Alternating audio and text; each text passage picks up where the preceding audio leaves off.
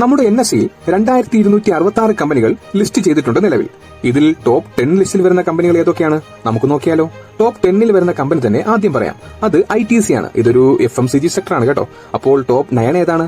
അതും ഒരു FMCG sector തന്നെയാണ്. പേര് ഹിന്ദുസ്ഥാൻ യൂണിലിവർ ആണ്. ടോപ്പ് 8 വരുന്നത് LIC ആണ്. LIC അറിയാത്ത ആരും തന്നെ ഉണ്ടാകില്ല.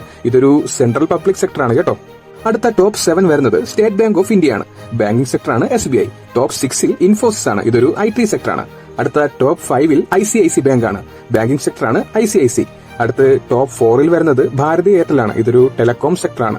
നെക്സ്റ്റ് ടോപ്പ് 3 വരുന്നത് ഏതാണ്? അത് HDFC ബാങ്ക് ആണ്. സെക്ടർ പറയാതെ തന്നെ നിങ്ങൾക്ക് അറിയാമല്ലോ. അപ്പോൾ NSEയിലെ രണ്ടാമത്തെ ടോപ്പ് 10 വരുന്നത് ഏതാണ്? അതൊരു IT കമ്പനിയാണ്. പേര് TCS ആണ്. TCS അറിയാത്ത ആരും തന്നെ ഉണ്ടാകില്ല. അപ്പോൾ NSEയിലെ നമ്പർ 1 കമ്പനി ഏതാണ്? നിങ്ങൾക്ക് എല്ലാവർക്കും അറിയാവുന്ന സ്റ്റോക്ക് മാർക്കറ്റിലെ ഒരു കമ്പനി പറയാൻ പറഞ്ഞാൽ 89% ആളുകളും പറയുന്ന ആ പേര് അത് റിലയൻസ് ആണ്.